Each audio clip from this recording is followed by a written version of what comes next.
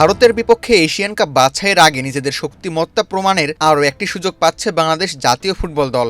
নেপালের বিপক্ষে আসন্ন প্রীতি ম্যাচ তাই শুধুই আনুষ্ঠানিক লড়াই নয়, বরং আত্মবিশ্বাস জাগানোর একটি গুরুত্বপূর্ণ মঞ্চ হাবিয়ের ক্যাবরেরার শিষ্যদের জন্য। 5 বছর পর বাংলাদেশে পা রাখছে নেপাল ফুটবল দল। দক্ষিণ এশীয় ফুটবলে ঐতিহ্যগতভাবে বাংলাদেশ ও নেপাল চিরপ্রতিদ্বন্দ্বী দুই দেশ।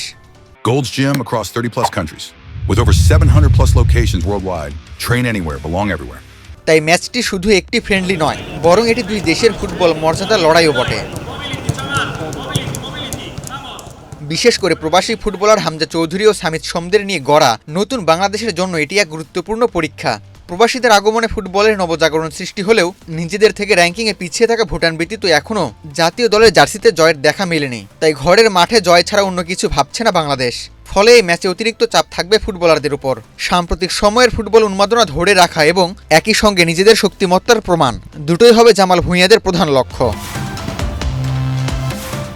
দক্ষিণ এশিয়ার এই চিরপ্রতিদ্বন্দ্বী প্রথমবার মুখোমুখি হয় 1983 সালে মালয়েশিয়ায় এক ফ্রেন্ডলি টুর্নামেন্টে, যেখানে জয় পায় বাংলাদেশ। এরপর আরও 24 বার একে অপরের বিপক্ষে মাঠে নামে দুই দেশ। মোট 25 ম্যাচের মুখোমুখি লড়াইয়ে 13 জয়, 8 হার ও 4 ড্রনে এগিয়ে আছে বাংলাদেশ। তবে ওভারঅল পরিসংখ্যানে এগিয়ে থাকলেও সাম্প্রতিক পরিসংখ্যান কিছুটা চিন্তার কারণ হতে পারে বাংলাদেশের জন্য। ফিফা র্যাঙ্কিংয়ে 3 ধাপ এগিয়ে থাকা নেপালের বিপক্ষে শেষ 5 ম্যাচে জয় নেই জামাল ভূঁইয়াদের। ড্র করেছে 3টি, হেরেছে 2 ম্যাচে। সর্বশেষ সেপ্টেম্বরে মুখোমুখি লড়াইটি গোলশূন্য ড্র হয়। তবু আত্মবিশ্বাসের বড় উৎস হতে পারে হামজা চৌধুরী ও সামিদ সোম।